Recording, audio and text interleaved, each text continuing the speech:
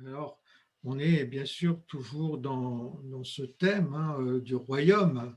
C'est quelque chose que Dieu a vraiment mis sur mon cœur, vous le savez, hein, on en parle depuis un certain temps. Et puis, bien sûr on a déjà commencé. Et puis, encore une fois, je suis en train de me rendre compte d'une chose, c'est que finalement, dans beaucoup d'églises, eh bien, on est en train de parler du royaume. Et je ne pense pas que ce soit un hasard, quoi. Je crois que vraiment l'Esprit de Dieu veut nous interpeller.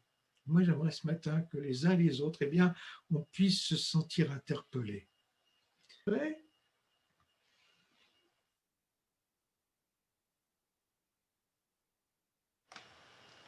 Voilà. J'espère que vous m'entendez.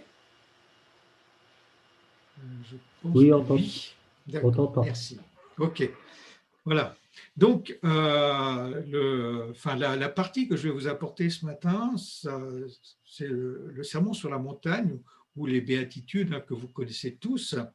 Alors, on va pas, en tout cas ce matin, je ne vais pas seulement je vais pas rentrer dans le détail de ce sermon sur la montagne, mais simplement, on va parler ensemble. La motivation qui est sur mon cœur ce matin, c'est on comprenne qu'on a besoin d'être concerné par ce que Jésus va dire là, dans ce sermon sur la montagne.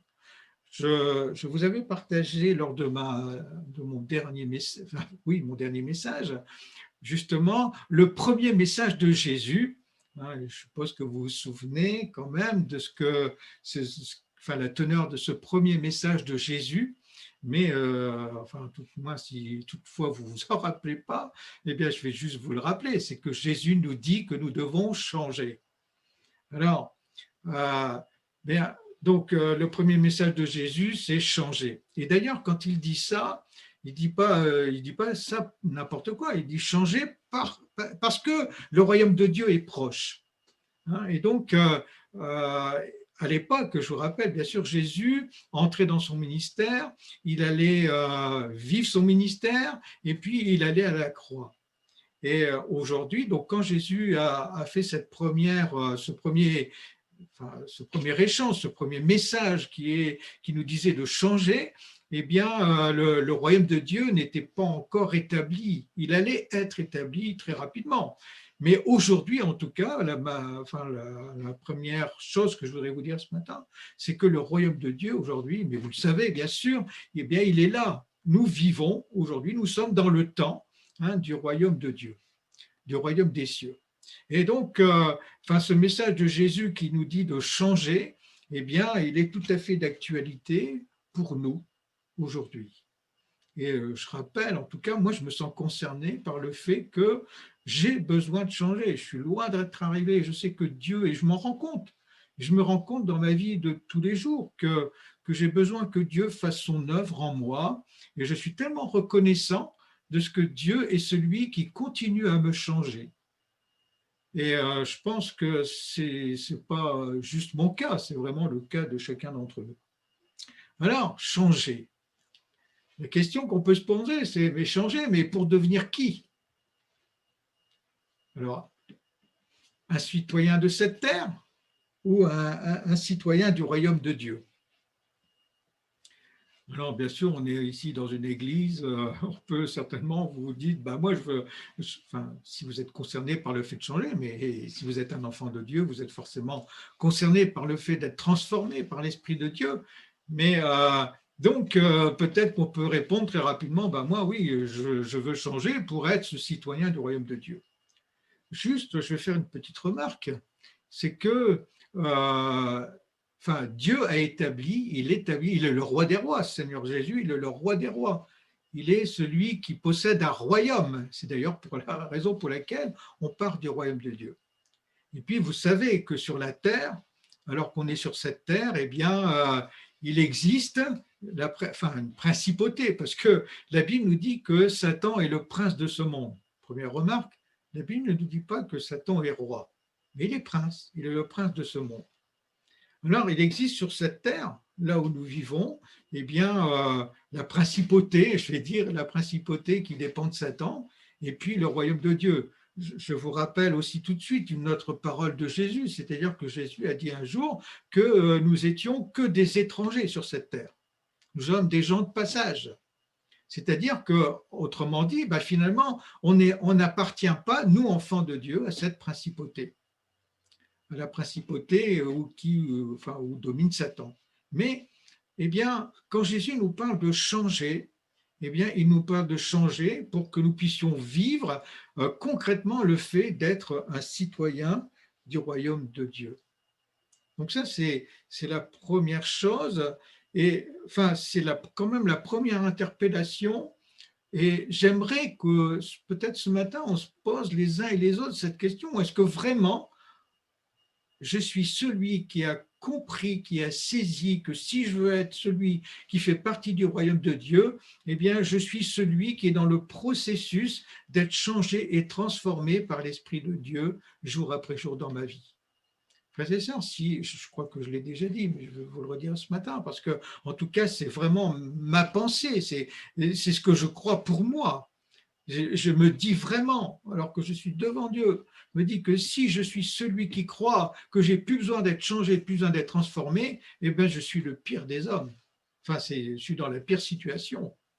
Mais, et puis, je conçois et je me rends compte que je ne suis pas, moi, l'enfant de Dieu, eh bien, je ne suis pas un citoyen de cette terre, je suis cet étranger. C'est-à-dire que, eh bien, bien sûr, je vis sur la terre, je suis confronté comme vous à toutes les situations que nous vivons sur la terre, mais je ne vis pas pour cette vie sur la terre. Enfin, voilà, je vis en tant que, et je veux vivre, c'est ma volonté, c'est ma décision, je veux vivre en tant que citoyen du royaume de Dieu.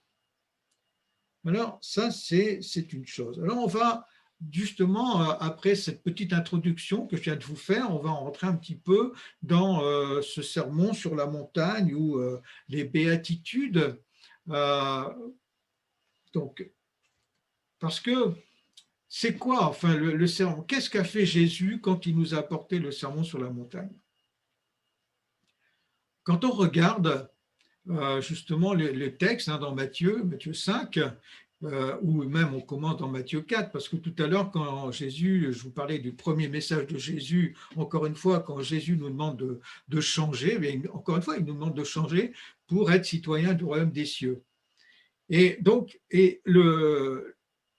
dans ce chapitre, dans les béatitudes ou le sermon sur la montagne, on se rend compte d'une chose, c'est qu'il a encapsulé, on va dire ça comme ça, entre à chaque fois, Jésus va dire qu'il parle du royaume des cieux, aussi bien tout au début, en introduction quelque part au sermon sur la montagne, et puis finalement en conclusion du sermon sur la montagne, quand on prend les versets qui suivent, eh bien, on s'aperçoit que ce sermon sur la montagne est vraiment encapsulé.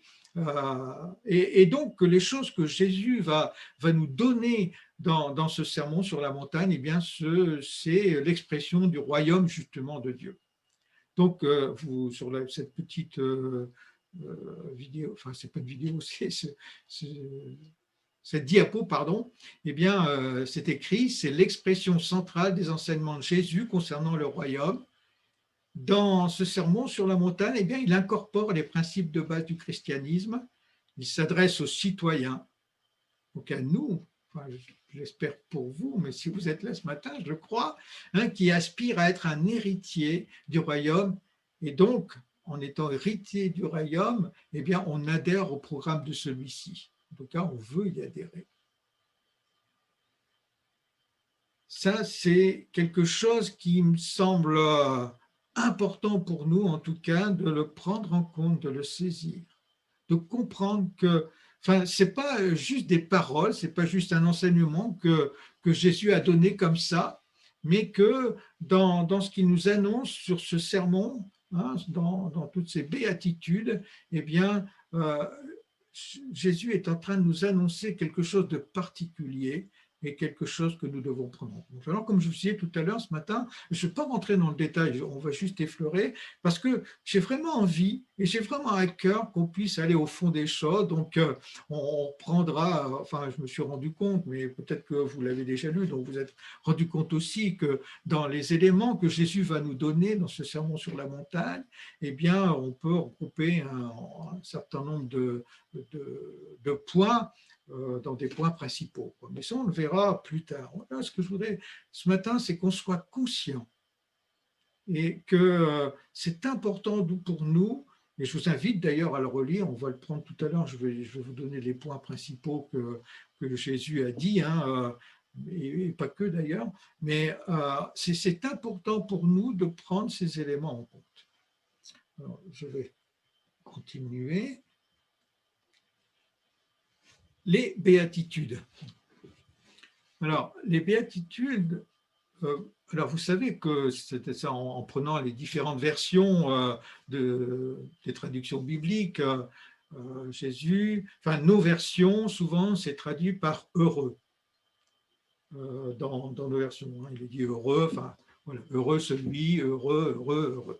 En fait, oui, on est heureux, mais le terme, c'est le terme grec makarios, qui, enfin, avant de, je ne sais pas trop pourquoi on l'a traduit par heureux, mais c'est vrai qu'on est heureux. On est heureux parce que quelque part, on est béni. Alors, j'aimerais plutôt que peut-être on prenne en compte le fait qu'on est béni.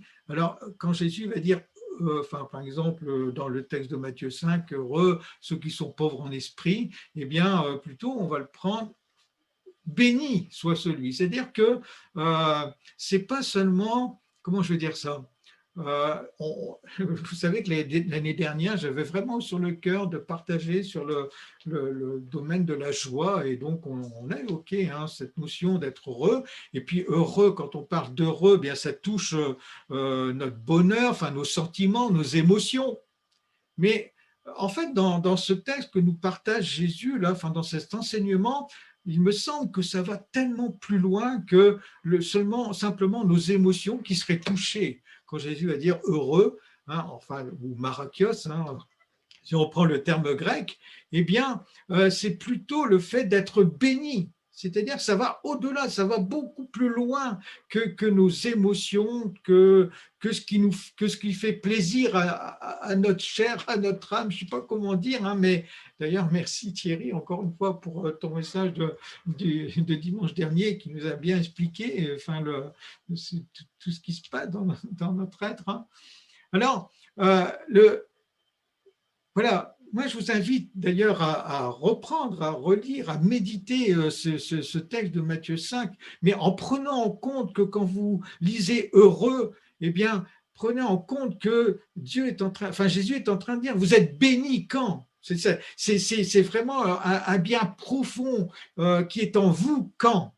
Et puis donc, enfin ce quand, on verra plus tard. Hein, mais voilà, en tout cas, ici, sur cette diapo, j'ai écrit, donc il est dans la normalité aujourd'hui parce que bah, c'est la réalité de ce qui se passe dans cette principauté. Hein. Je fais la différence entre la principauté, c'est pour ça que je vous avais expliqué tout à l'heure que Satan est le prince de ce monde, mais que Jésus, lui, il est le roi des rois. Eh bien, dans notre principauté dans laquelle on vit, on est même on est des étrangers, mais on vit hein, dans cette société, dans ce monde. Eh bien, il est une normalité aujourd'hui, c'est même le contraire, ça semble anormal, on va dire, de penser que le bonheur vient de la possession de richesses, de l'absence de chagrin, de la satisfaction de l'appétit pour les choses du monde et du fait d'être bien perçu, bien traité. Mais selon Jésus, le vrai bonheur, ou être béni, hein, pour reprendre l'expression que je vous partageais là, eh bien, vient quand quand toi, enfant de Dieu, eh bien, tu vas cultiver certaines vertus hein, qu'on verra plus tard, mais et qui, en tout cas, aux yeux de notre société, sont plutôt bizarres, enfin improbables. C'est pas quelque chose qui va couler de source parce que ben, on n'est pas formaté comme ça dans cette principauté. En tout cas, j'aimerais vraiment insister sur le fait que quand vous lisez dans nos versions, et quand Jésus va reprendre ce texte, parce on va voir, je vais vous en parler un petit peu, mais quand Jésus va employer à plusieurs reprises le mot Makarios, eh bien, c'est plus qu'être heureux dans nos émotions, encore une fois, mais c'est vraiment de recevoir, d'être béni par le roi des rois, d'être béni dans le royaume de Dieu. Et encore une fois, ça va tellement plus loin que d'être heureux, touché dans mes émotions. Et ça, j'aimerais vraiment qu'on puisse le prendre en compte.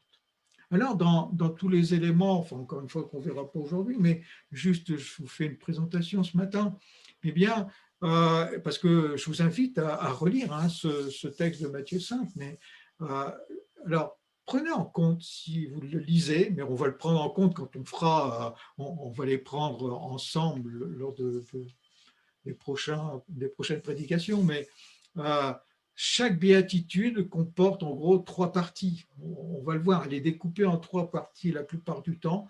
Une attribution de bénédiction qui fait référence au bonheur, une vertu spécifique à cultiver et que quand on la pratique, eh bien, elle produit en nous un résultat positif.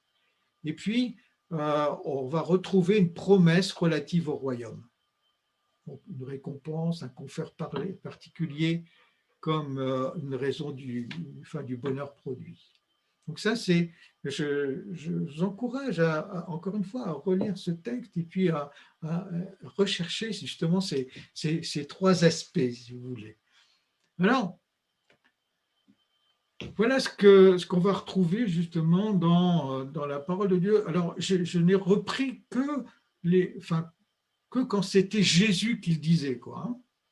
Je n'ai pas repris ce terme marakios quand ce sont les apôtres, par exemple. Donc, je me suis limité au Nouveau Testament, premièrement, mais uniquement dans les évangiles et puis dans l'Apocalypse, parce que dans l'Apocalypse, eh bien, il est clairement dit que c'était Jésus qui l'annonçait, quoi.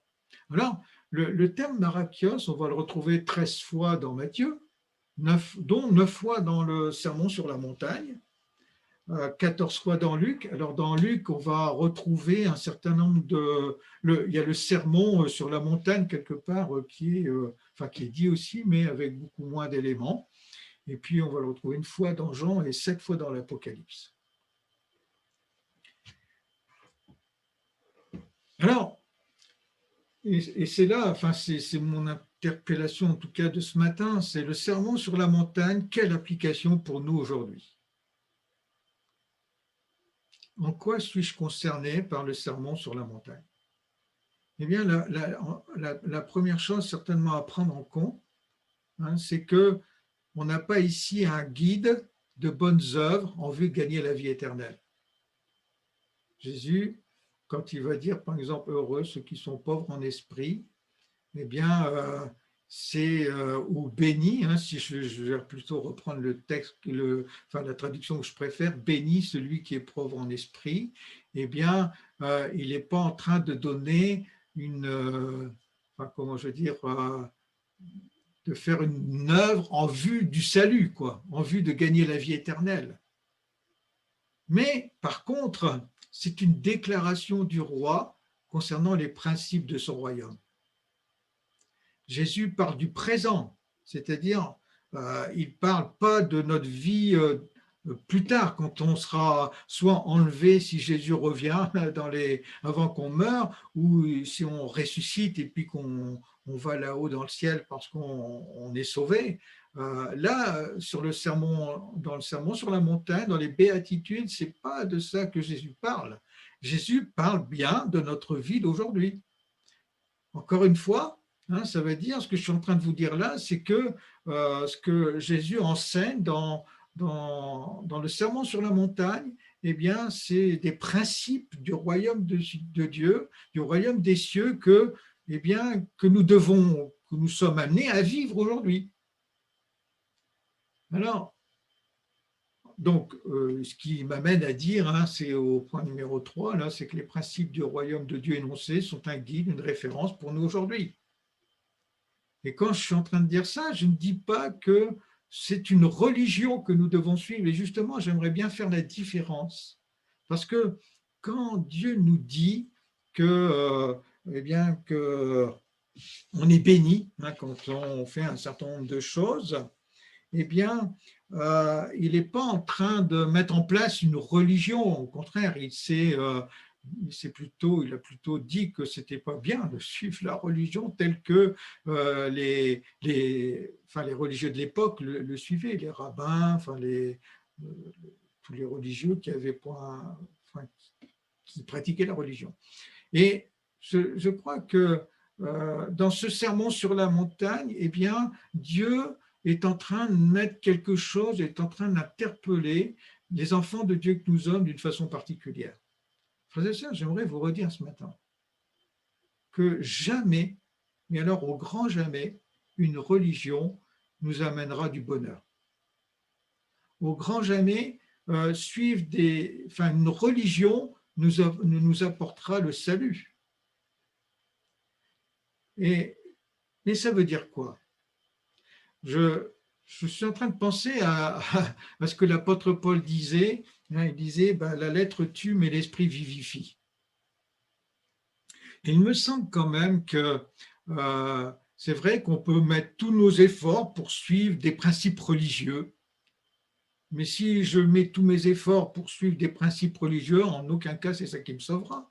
Par contre, si en moi, je vis l'esprit de l'enseignement de Jésus, eh bien, là, ça change tout. C'est-à-dire que finalement, je ne suis pas en train de suivre des principes religieux, je ne suis pas en train de suivre des règles religieuses plutôt, mais je suis en train, comment je vais vous dire ça? Je vais le dire autrement. On retrouve dans la parole de Dieu, et là, le jour où moi j'ai compris ça, quelque part, je vais dire, ça a changé ma vie, quoi. Parce que l'enfant de Dieu que je suis, bien sûr qu'il veut suivre ce que Dieu, ce que Jésus enseigne, mais si je les vis ou je veux les vivre simplement parce que je veux suivre des principes religieux, premièrement, je m'aperçois que c'est impossible. Enfin, je veux dire, on peut suivre, peut-être qu'on arrive à suivre 1, 2, 3, 4, 5, je ne sais pas, ou 10 principes, que sais-je, mais à un moment donné, on va faillir sur un des principes religieux, quoi. Et ce n'est pas ce que Dieu nous demande. Et ce n'est pas ce que Dieu fait avec nous. Frères et sœurs, on sera... Enfin, plutôt, je vais dire autrement, donc, ce que Dieu fait avec nous, mais c'est tellement merveilleux parce qu'en réalité, et c'est là où, encore une fois, je répète, quand j'ai compris ça, ça a changé ma vie, quoi. Parce que quand je cherche la face de Dieu, quand je cherche son esprit, quand je désire que ce soit lui en fait, ce qui se passe, c'est que c'est lui qui vient écrire en moi ses règles, enfin, qui vient écrire en moi sa volonté. Il vient écrire en moi, c'est lui qui change mon cœur, quoi. Moi, j'ai le désir d'être changé, transformé par le Seigneur, alors il le fait. C'est tout à fait différent si moi je décide de suivre des principes religieux, enfin en disant ça, je dis de suivre en fait une religion, quoi, et penser que ma religion va pouvoir être quelque chose qui va me sauver. Ce que j'ai besoin, c'est que Dieu vienne écrire en moi ses lois. Et là, ça change tout. Et donc, c'est ce que Dieu fait en réalité. Et quand j'entre dans cette dimension du royaume de Dieu, quand je comprends que je suis un enfant de Dieu qui veut vivre le royaume de Dieu, parce que, encore une fois, je répète, et on va le voir, je pense que j'ai repris un texte qui va nous en parler, mais frères et sœurs, nous sommes enfants de Dieu, je ne sais pas comment dire, mais nous devons vivre le royaume de Dieu. Soit on vit le royaume de Dieu, soit, encore une fois, je reviens à la question que j'ai posée tout au début, suis-je un citoyen de cette société d'aujourd'hui ou suis-je un citoyen du royaume de Dieu? Alors, Dieu ne va jamais me forcer, hein. J'ai le droit d'être un citoyen, de ne pas être un étranger, puis de vivre, avec les critères de la société d'aujourd'hui, avec le prince de ce monde qui est Satan, vous le savez bien. Ou alors je peux choisir, avoir cette volonté de vivre selon les principes, selon les… Enfin, quand je dis les principes, c'est-à-dire selon ce que Dieu va mettre en moi, parce que j'ai envie que Dieu écrive en moi ses lois, et ça change tout. Alors, on va regarder un petit peu justement les 9 principes du royaume de Dieu qui sont énoncés. Mais enfin, quand je parle des 9 principes ici, c'est les choses que Dieu met en nous, que nous, que nous sommes amenés à vivre parce que c'est lui qui fait cette chose en nous. C'est pas un principe religieux, c'est quelque chose que je vis, enfin je vais dire comme ça, que je vis que dans ma nature transformée par l'Esprit de Dieu, bien je le vis naturellement finalement. Alors qu'est-ce que Jésus va dire? Donc, comme je vous disais tout à l'heure, on ne va pas les développer ce matin. Je prendrai plutôt, on les prendra par groupe dans d'autres prédications, mais voilà ce que Jésus lui-même donc va dire dans Matthieu 5. Le sermon sur la montagne, c'est ça. Premièrement, c'est être conscient de sa pauvreté spirituelle. Deuxièmement, c'est pleurer, être affligé par son péché. Si mon péché ne me dérange pas, on ne fait pas partie du royaume de Dieu, quoi. Mais en tout cas, je répète ce que je disais tout à l'heure, dans ces principes du royaume de Dieu, ce que Jésus dit, quelque part, il n'est pas en train de nous donner un ordre ici. Il n'est pas en train de nous dire que, si j'accomplis ça, eh bien, je suis sauvé. Ce que Dieu dit ici, c'est que si je suis conscient de ma pauvreté spirituelle, alors je suis béni. Si je pleure et je suis suraffligé sur mon péché, alors je suis béni. Si je suis un être humble et doux comme lui, eh bien, je suis béni. Si j'aspire à vivre comme Dieu le demande, eh bien, je suis béni. Si je suis compatissant, sensible à la misère d'autrui, eh bien, je suis béni. Si je suis sincère, droit, eh bien, je suis béni. Si je suis celui qui veut rendre la paix autour de moi, répandre la paix, pardon, eh bien, je suis béni.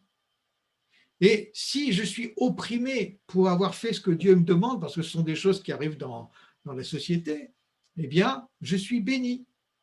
Alors, ça paraît peut-être un peu bizarre, être opprimé puis être béni, ben oui, mais c'est ce que Jésus dit. Et c'est une réalité. Si je suis insulté, persécuté, calomnié parce que je suis disciple de Christ, et à qui ça n'est pas arrivé, frères et sœurs, eh bien, je suis béni. Alors tout ça, on le verra dans le détail, parce que ça a des implications dans nos vies. Mais voilà les 9 principes du royaume qui nous amènent la bénédiction, qui fait de nous des enfants de Dieu bénis ou heureux. Ça, c'est ce qu'on va trouver dans Matthieu 5. Je vais tout de suite parce que je vous ai dit que j'allais aussi vous parler de ce qu'on trouve dans l'Apocalypse. Donc, encore une fois, dans ce texte, c'est là, il y en a 7. À chaque fois, c'est le même mot. C'est Jésus qui emploie la même expression, avec la même signification derrière. Alors, sont bénis, celui qui est béni, celui qui entend et qui retient ce qui est écrit. C'est-à-dire, ce n'est pas seulement celui qui a entendu et puis c'est tout. Il a entendu, quoi, voilà. Mais celui qui entend et qui retient. Donc ça a des implications dans nos vies, frère, c'est ça. Celui qui meurt en communion avec le Seigneur, eh bien, je suis béni.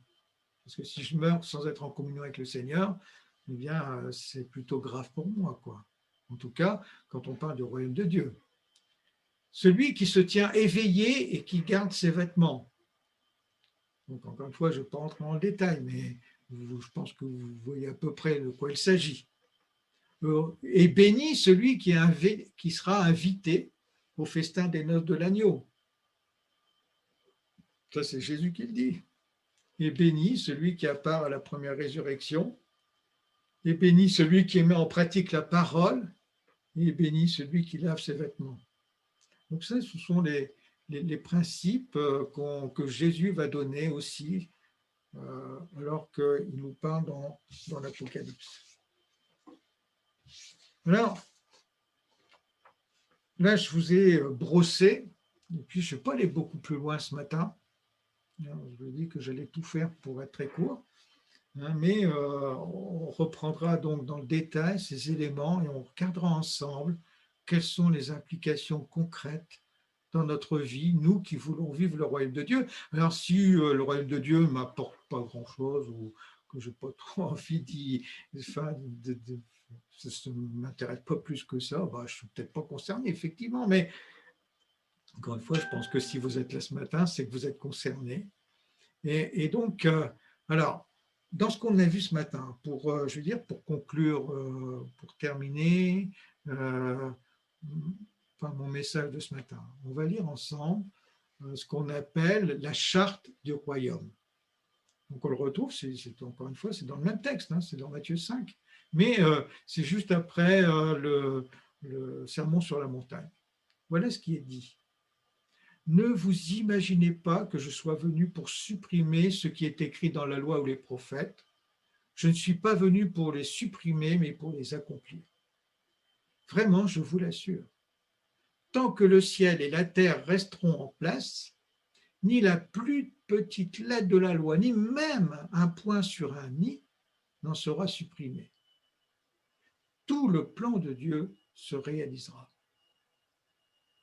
Par conséquent, si quelqu'un s'affranchit d'un seul de ses commandements, même s'il s'agit du moindre d'entre eux, et s'il apprend aux autres à faire de même, il sera lui-même considéré comme le moindre dans le royaume des cieux. Au contraire, celui qui obéira à ses commandements et qui apprendra aux autres à faire de même sera tenu pour grand dans le royaume des cieux. Vous voulez être juste aux yeux de Dieu? Je vous préviens que si vous n'obéissez pas à la loi mieux que les interprètes de la loi et des pharisiens, alors vous ne risquez pas d'entrer dans le royaume des cieux. Amen. Qu'est-ce que nous avons lu dans ce texte? Eh bien, je reviens à ce que je vous disais tout à l'heure. Je pense que Jésus, ici, nous parle de la religion, ou de la religiosité, ça dépend comment on veut dire les choses. Premièrement, rappelez-vous, hein, au début de ce texte, au verset 17, 18, Jésus nous dit que la loi, eh bien, en réalité, elle est, parce que la loi, finalement, elle est parfaite, quoi. Enfin, je veux dire, Dieu n'a pas donné une loi qui ne tenait pas debout, quoi. Et il nous dit qu'il est venu accomplir la loi. Ça, c'est une première chose. Toute la loi. Que rien de la loi n'est enlevé en réalité. Et ici, dans les versets que nous avons sous les yeux, versets 19 et 20, là, il nous dit que obéir au commandement, enfin, on sera tenu. Si on reprend le texte avant plutôt, il va nous dire que celui qui s'affranchit d'un seul de ses commandements, pour reprendre le terme, eh bien, il sera, je reprends le texte, je vais revenir en arrière comme ça, voilà, eh bien, alors, si quelqu'un s'affranchit d'un seul de ses commandements, même s'il s'agit du moins d'entre eux, même s'il s'agit de celui qu'on considère le moins important, eh bien, il sera considéré comme le moindre dans le royaume des cieux. Vous voyez, il n'est pas dit que, j'attire juste votre attention, Jésus ne dit pas qu'on ne ferait pas partie du royaume des cieux d'ailleurs, si on ne s'applique pas à un des commandements. Voilà. Mais il dit ici qu'on sera petit dans le royaume des cieux. Et par contre, dans ce verset ici, dans ce texte qu'on a sous les yeux là maintenant, eh bien, il va dire que si on n'obéit pas à la loi mieux que les interprètes de la loi et des pharisiens, eh bien, quand même, il nous est dit qu'on ne risque pas d'entrer dans le royaume des cieux. Qu'est-ce que Jésus dit ici? Et justement, avant d'aller plus loin dans les prochaines prédications, j'aimerais qu'on prenne bien ce texte en compte. Et je répète de nouveau, il me semble que ce que Jésus dit ici, c'est que, premièrement, ça ne nous sert à rien de vivre une religion, encore une fois. Parce que les interprètes de la loi, les pharisiens, eux, ils vivaient leur religion à 100%, quoi. Et Jésus dit, mais si vous ne faites pas mieux que eux, eh bien, vous ne risquez pas d'entrer dans le royaume de Dieu. Alors, je reprends encore une fois, hein, je répète, quand Jésus parle ici d'entrer dans le royaume de Dieu, des cieux, il ne parle pas d'entrer dans le royaume de cieux, enfin, quand on sera au ciel dans l'éternité, il parle d'entrer dans le royaume de Dieu alors qu'on est ici sur cette terre. Et, frères et sœurs, ce qui me ramène de nouveau à dire, encore une fois, que ça ne nous sert à rien de vivre une religion. Et ça me semble extrêmement important. Extrêmement important. On n'est pas là, frères et sœurs, de nouveau, je le répète, je le redis, je me répète, on n'est pas là pour vivre une religion, frères et sœurs, on est là pour vivre l'esprit du royaume de Dieu. Et quand je dis on est là pour vivre l'esprit du royaume de Dieu, je suis en train de vous dire qu'on est là pour vivre le fait, enfin les lois que Dieu vient écrire dans nos cœurs, hein, par le Saint-Esprit. C'est-à-dire que ce que je suis en train de vous dire, c'est que si je n'ai pas cette relation, si je ne laisse pas le Saint-Esprit écrire dans mon cœur, eh bien, alors que je suis sur cette terre, ben, je ne vis pas le royaume des cieux. C'est Jésus qui le dit ici dans ce verset 20. Je peux vivre une religion, mais je ne vis pas le royaume des cieux. Alors, si je ne vis pas le royaume des cieux, vous savez, il me semble en tout cas, moi je comprends comme ça, c'est que dans la Bible, on voit qu'il y a deux mondes, on va dire, je le dis comme ça, hein. Il y a le monde des ténèbres et puis il y a le monde du royaume de Dieu. Si je ne vis pas aujourd'hui le royaume des cieux, ben c'est que je suis en train de vivre finalement la principauté, quoi. Hein, je suis sous l'autorité du prince de ce monde. Je ne me mets pas sous l'autorité du royaume des cieux. Ce que je suis en train de vous dire, frères et sœurs, ce matin, c'est que les enfants de Dieu que nous sommes, eh bien, nous sommes là pour vivre aujourd'hui le royaume des cieux. Et que je vive le royaume des cieux, c'est premièrement, eh bien, si je choisis de vivre le royaume des cieux, si je veux vivre le royaume des cieux, eh bien, je suis béni par le Seigneur, et puis c'est lui, encore une fois, je répète, hein, qui vient écrire ces choses en moi.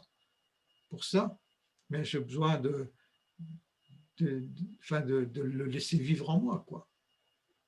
Parce que je peux, avec ma propre volonté, mes propres forces, vivre une religion, mais vivre le royaume des cieux, je ne le vivrai jamais avec une religion, encore une fois. J'ai besoin que l'Esprit de Dieu vienne me transformer. On a lu tout à l'heure, je prends juste un exemple et puis j'arrêterai là pour ce matin, mais Jésus a dit dans les principes qu'il a donnés dans le sermon sur la montagne, heureux ceux qui sont humbles et doux, par exemple. Je ne sais pas qui peut dire moi je suis humble et doux, mais en tout cas, on a tous nos caractères, on a tous ce que nous sommes, quoi, voilà. Mais, frères et sœurs, Dieu est capable de changer nos vies.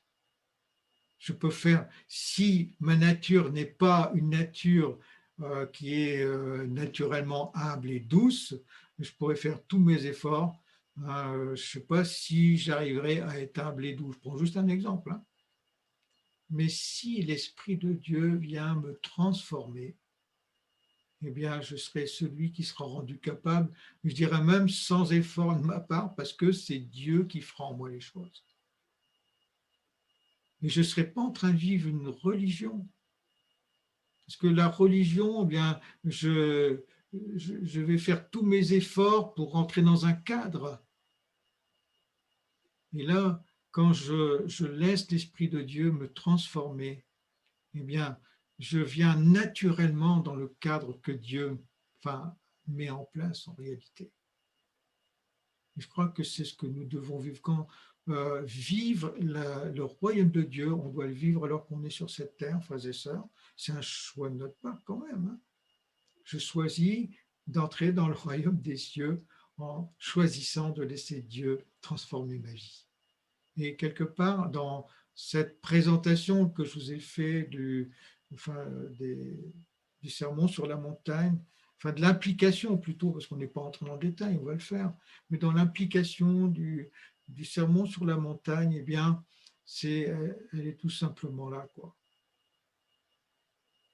Nous sommes appelés aujourd'hui à vivre le royaume de Dieu, mais pas avec nos forces, pas avec nos propres forces, pas avec une religion, avec un Dieu qui vient, qui est en relation, avec lequel je suis en relation, avec lequel j'ai donné euh, la, la possibilité de venir transformer, changer ma vie. Et on revient effectivement au premier message de Jésus qui disait que enfin, voilà, nous devions changer parce que le royaume de Dieu est proche. Mais voilà, le royaume de Dieu est là aujourd'hui et nous devons le vivre si nous voulons vraiment être en harmonie avec la pensée de Dieu. Et c'est ce que je voulais partager ce matin avant d'entrer dans le détail, ce qu'on fera donc les prochaines fois. Donc je vais arrêter de revenir ici. Voilà. Donc, je vais juste prier et puis on va continuer notre réunion de ce matin. On va prendre la Sainte Seine ensemble. Mais je vais d'abord prier pour ce message que Dieu vraiment vienne le graver dans nos cœurs. Seigneur, tu es un Dieu merveilleux. Et Seigneur, enfin, on l'a vu encore ce matin, tu veux vraiment être celui qui nous bénit. Seigneur, c'est vrai que on est béni quand on entre, Seigneur, dans cette dimension qui est la tienne. On est béni, Seigneur, lorsque l'on choisit de vivre le royaume des cieux, comme on l'a vu ce matin. Seigneur, je te prie, Seigneur, de me donner, de saisir et de comprendre toute la portée, Seigneur, de ce que tu nous enseignes. Seigneur, je te demande, Seigneur, de bénir tous mes frères et sœurs, Seigneur, et qu'ils puissent saisir la portée, Seigneur, de ce que tu nous enseignes. Seigneur, merci. Seigneur, tu es un Dieu vivant. Et Seigneur, tu es celui qui est tellement, qui veut tellement nous faire du bien, Seigneur. Et Seigneur, en plus, Seigneur, on traduit ce mot, Seigneur, par heureux. Mais c'est vrai, Seigneur, quand on est dans ta présence, Seigneur, quand on est porté par toi, on est vraiment béni, on est vraiment heureux. Seigneur, et dans notre humanité, quelquefois, on a du mal à comprendre, on a du mal à saisir, mais pourtant, Seigneur, quand on est dans tes bras et dans ta présence, quand on est ceux et celles qui entrons dans cette dimension de vécu du royaume, eh bien, Seigneur, c'est tellement bon. C'est tellement bon, Seigneur. Toi, tu sais ce qui est le meilleur pour nous. Seigneur, nous, on ne sait pas toujours. Seigneur, alors je te prie que tu nous donnes vraiment, Seigneur, ce désir et cette volonté, Seigneur, de se laisser changer et transformer, comme tu nous disais. Seigneur, on n'est pas arrivé, ni les uns ni les autres, Seigneur. Seigneur, mais il y a une chose qui ne change pas en tout cas, c'est l'amour que tu as pour chacun de nous. Alors je te demande, Seigneur, de nous aider. Seigneur, tu vois, cette année, on va entrer, on veut vivre, Seigneur, on veut marcher, Seigneur, dans tes pas, sur les traces que tu nous as laissées. Seigneur, toi, tu nous montres le chemin. Mais Seigneur, on veut vivre sur ce chemin, Seigneur. On veut vivre le royaume que tu as institué. Seigneur, on veut être cette bonne odeur de Christ, comme dit l'apôtre Paul, alors que nous vivons sur cette terre. Seigneur, on ne veut pas appartenir à cette principauté. Seigneur, mais on veut appartenir à ton royaume. Aide-nous, Seigneur. Révèle-toi encore à chacun de nous. Et Seigneur, que nos vies changent, Seigneur, et que nous soyons cette odeur qui t'est agréable. Au nom de Jésus. Amen.